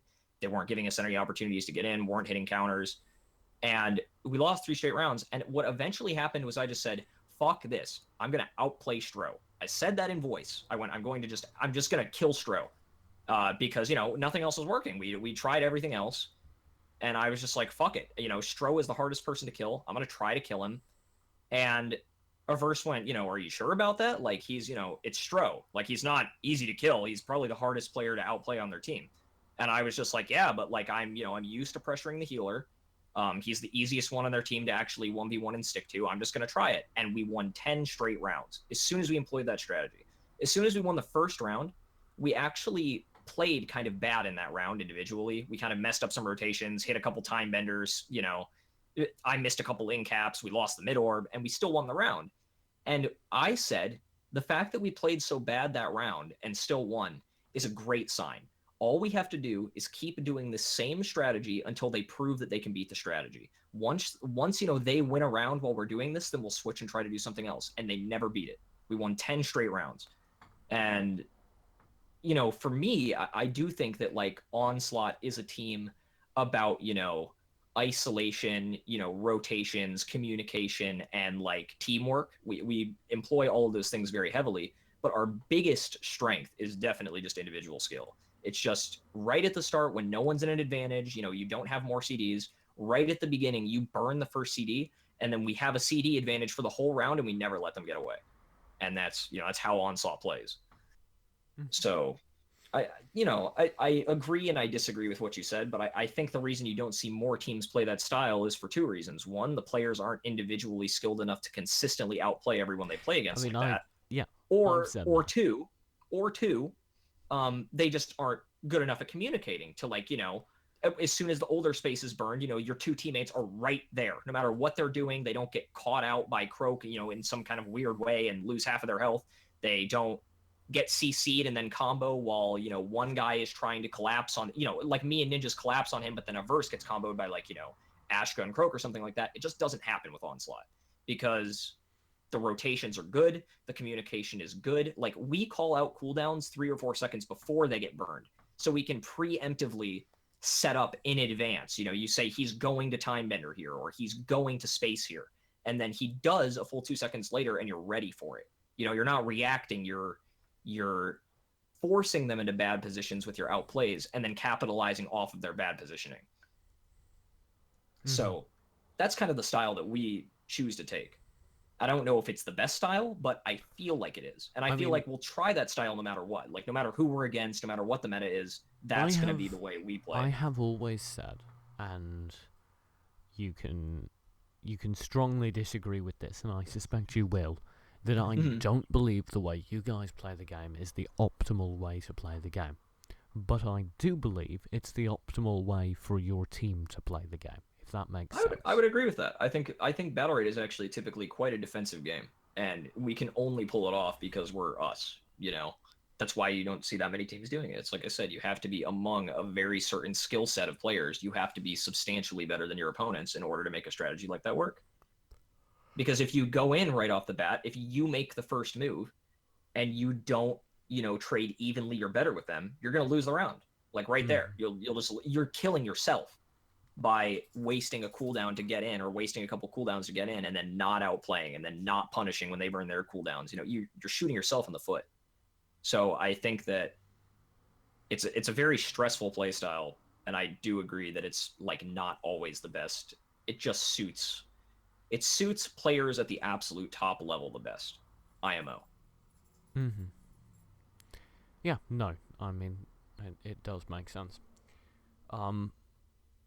And it's like, if you're better, just abuse that you're better. It's just as simple as that. Yeah, no, it makes sense. We are nearing 2 hours of recording, though. Yeah. So it it'll only be 30 minutes. I mean, I thought we missed my entire double XP Maple story. God damn it! I think we did cover the topic we set out to cover within 30 minutes, and then. No, we just had a conversation about esports. Yeah, no. It was good speaking with you, and definitely, like I said in our text conversation, I do hope that to a certain degree, this. Oh, hello, Harley. This does humanize you, right? When I do things like this with players, you can go back and you could find I did it in Paladins too, where there were players that were getting a lot of hate, and they were kind of in a similar situation to you. But it's just people on the internet oftentimes don't go, this is a human being, and regardless of my feelings about them, it's not good to make other human beings feel bad. And that's kind of... People know that. They're just edgy and mad and, well, maybe this is just my rose-tinted pacifist. I think a lot of people, though, agree with you, but I think that some of those people will always exist, no matter what. The way I always go through things, though, is when I say this, when I do this, will this make another human being feel bad? And I'm not great at that. Rather ironically for a caster, I'm pretty bad with words. But same. I think that's the only thing you can attempt to do. You can attempt to keep everyone feeling the best and having the best time. And there's a lot of, especially with our current political climate, people go, or your feelings, boo-hoo. But Yeah. I do think fundamentally gaming is for having fun. And if you're not having fun with your esports, if you're not having fun with your video games or your entertainment, you should find something else that does entertain you, or you should go do something else that is entertaining you, because it's not worth it to spend your time doing something that's making you feel worse. And that, in a I think that's well nutshell, said. is why nobody should play League of Legends. Same. And yeah, no, it is. It And is. what you're saying though about like being careful with your words, just not to offend people, it really is true. You know what they say: an ounce of prevention is worth a pound of cure. It's like if you can just never put yourself in that position in the first place, if you can never be Arakune to begin with, then you'll never have to worry about getting rid of the haters and making people realize you're not a piece of shit via other top level players vouching for you and via months of being quote unquote reformed. And you just don't be an idiot. It's my lesson for this interview. Just don't be a fucking idiot. Mm-hmm. I mean, I mean, It's a I'm good an lesson. idiot. I'm an idiot. Same. I say shit. I have opinions that I don't phrase good, I and don't praise good. I don't phrase the words good when they come out of my mouth. And it is kind of interesting. I've been told that my voice gives me like an air of professionalism that completely belays what I say sometimes. It does. It actually hurts my brain a little bit, but I've learned to love and accept. And that's kind of it's a complete first world problem where I say words and they sound too professional for the contents of what I say, so I can't be relaxed. But It's like, so funny. is it not true? I It's mean, so funny. You're just like I would love to sound relaxed at times, and I'm just like Jesus Christ, like, he can't do it. He's a fucking robot. I'm. This is me sitting back in a chair, drinking some tea, chilling. I'm relaxed. I'm petting Killing. my dog. Everything's great. But I do realize I sound like the self-checkout machine at your local Tesco's. Unexpected item in bagging area, and I don't want to, and that does affect my Please keep cast. arms and legs inside the closing doors. I do like unexpected item in bagging area. That's gonna be my all-time favorite. Um, but it just to kind of close it off on a note. Um, there is definitely, and where I'm going with my voice thing is, I have realized that even though in my head I sound like a casual motherfucker, that's not true. And that gives a level of conviction to statements and presents things tonally in a way that means I have to change how I speak and I have to change how I present things. And even though that's probably unfair, and I shouldn't, just because of the way my vocal cords work, be held to a higher standard of speaking and eloquency, there you go, eloquency, uh, Nice. I I am, and that's a reality that I have a responsibility on me to adapt to, not anyone else. And I think that's true for players as well. I think the very, very last interlude would just be, you could just try to talk more like me. Like you could just try to talk really fast and kind of slur your words a little more and be more casual. If you really want to be perceived as like casual, you just don't speak so elegantly. That's all. Like it's the voice combined with your manner of speaking, not just the voice. But I digress. I'm going to take issue. Manner of speaking. Yeah. Yeah. Yeah. Elaborate. Let's go. What do you mean? You used like in the last two sentences, you used like five words that were more than four syllables. And I understood all of them only because I remember them from when I was in high school. And I'm like, who talks like that? This guy is he's such a esports. You know what I mean? And it's really the vibe I get. He's such an esports. See, for example, you would never say he's such an esports. Why? Because it's a grammatically incorrect, stupid sounding sentence. That's how you don't sound like a robot. You just sound like an idiot instead. That's kind of interesting because fuck me. Um, it Yo, dog, that's really cool That's because sick, bro. when I feel that's It so feels weird because forced. to It me feels forced. Yeah. to to me this is natural, but Yeah. I like what I've come to realize is that that sounds the way I speak, the way I phrase things can sound forced, and it sounds like I'm trying to be super serious and professional when that's not the case at all. And then the fact that I have a dry humour sensibility on top of that probably gets me in trouble. Oh man, it's so good. All right, well, this has been a good Yeah. interview. Yo, dog, you want to shout out to your homies before we cut off the mixtape? Definitely, Jesus. Definitely, that is forced. Holy crap. Anyway, follow me on Twitter at Arakune SSBM for Super Smash Bros. Melee for the Nintendo GameCube. TM. Uh, Follow That's a me on really Twitch. long Twitter handle. It's Arakune SSBM. What? How is it long? At For the Nintendo Arakune GameCube TM. SSBM for Super Smash Bros. Melee on the Nintendo. Nintendo GameCube TM. Correct. It's just Arakune SSBM. Yeah, you can follow me on Twitch at twitch.tv/IamArakune. I actually just got my like Twitch affiliate status thing, so I gotta like submit. Oh, dude, I had a question about that, but you're probably not the right person to ask, and this is probably not the right place to ask it. But like, they want like my tax information, so like they can figure out the payout method for the thing, and I'm like, dude, I don't pay taxes, and I don't know anybody else who like is an affiliate who doesn't pay tax. Anyway, I gotta figure it out. But important thing is that'll be enabled I soon. do have insight on that, but I'll talk to you Oh, off air. okay.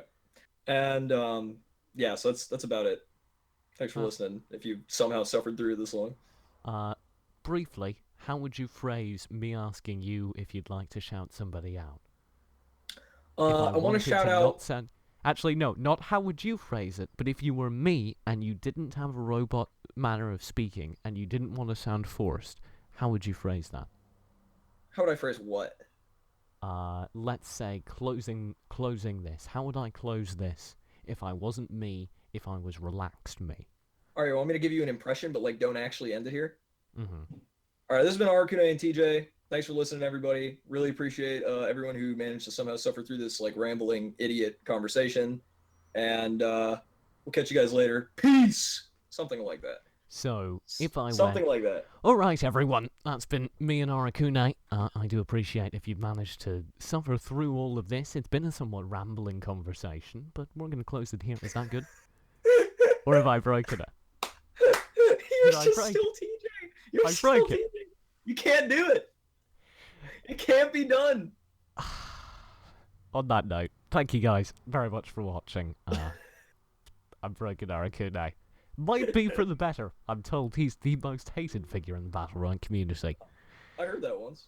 Of course, if you'd like to follow me on Twitter, I am not at Arakune SSBM. I am at eSports TJ. And you can find all the buttoned up eSports there. Thank you guys for watching, and see you guys next time.